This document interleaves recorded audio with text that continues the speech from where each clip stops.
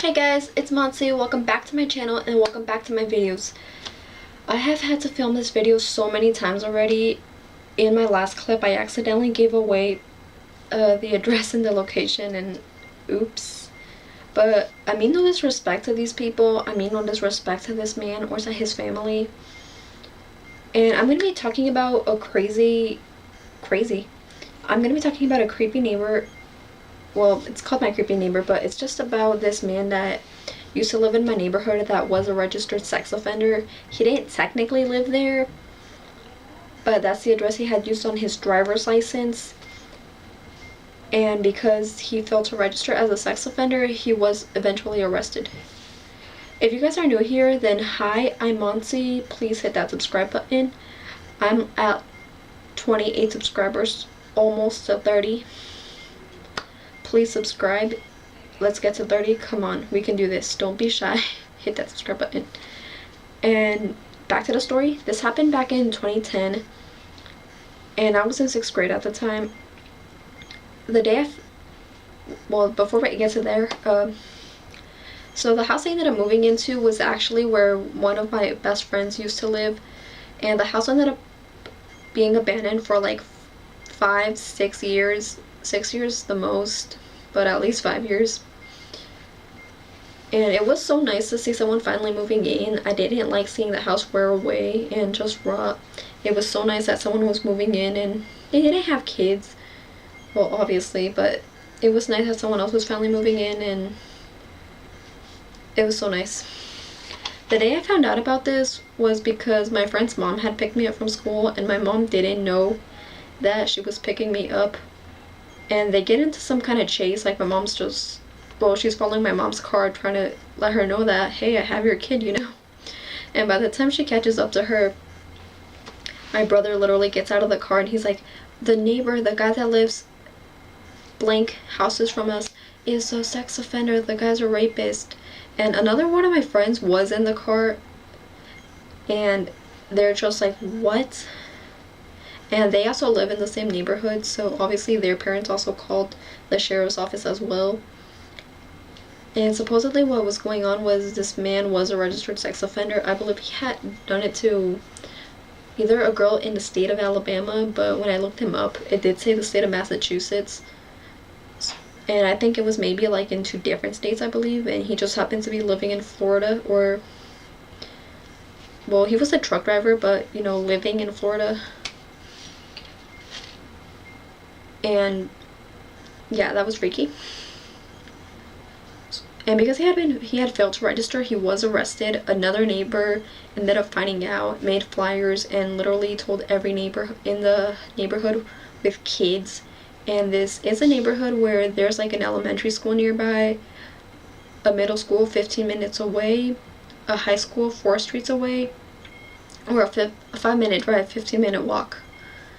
There's like at least 5 or 6 elementary schools in this neighborhood, and people were literally wondering, you know, why is a registered sex offender allowed to even live in this area? Shouldn't he be like escorted out or something? But again, the guy wasn't technically living there. One day my mom was actually just doing something outside, and she did spot, like, at first what she thought was some kids just playing around or some kids being nosy, so she thought nothing of it. But then she throws something at the fence to try and scare him away, and she sees a grown man like running away and inside a house, and he probably thought it was like a little girl, and when she turns around, it's like an adult woman.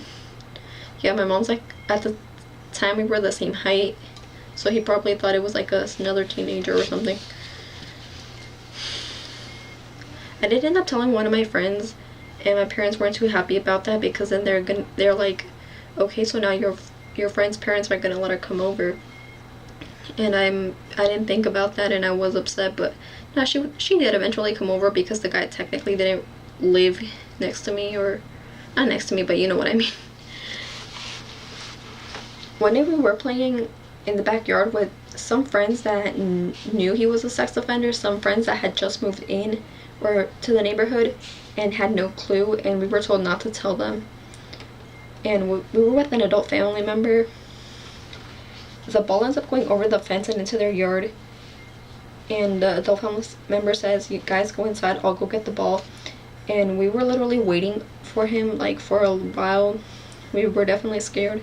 And when the friends that didn't know that the man was a sex offender, he was like, well, they were like, "Hey, why are you guys so scared?" And we respond by saying, "That guy has a very big dog, and the dog's not allowed outside. That's why it's always inside, and that's why you never see it. Because the dog bites and the dog's mean." Well, why don't they keep it on a leash? Or like, we literally just kept making excuses to why we were scared of them. And eventually he comes back and he says it's this really nice lady that lives there. She's super sweet. She says if you guys ever want to go swimming in their pool. And because we did have friends that knew he was a convicted sex offender, they told their parents, and then their parents started telling people that this lady's trying to invite kids over to her house with her sex offender boyfriend living there. And people did end up, like, stop talking to her. People did stop talking to her, ignoring her and just making faces at her, and she eventually ended up moving away. Eventually some other family with kids that ended up moving in, and that was like literally just the end of it.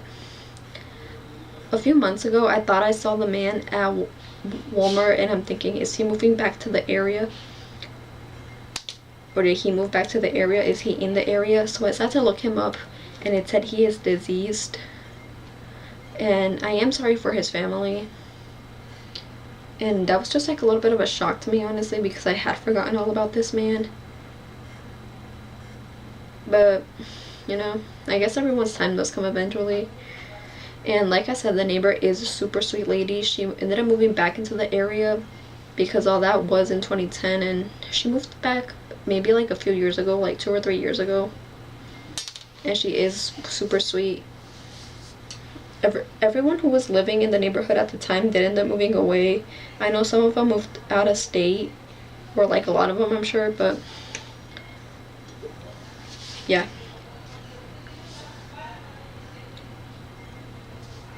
Yeah, sorry, that noise kind of startled me. But like I said, he no longer lives there, and everything's good now. And I hope you guys enjoy this story. Thank you guys so much for watching. I hope you guys enjoy. If you guys like this video, please give it a thumbs up. I would really appreciate that. Become a maniac, but not too much of a maniac, not a crazy person, just a Monty Mania fan. Please hit that subscribe button. I'll see you guys next time. Bye!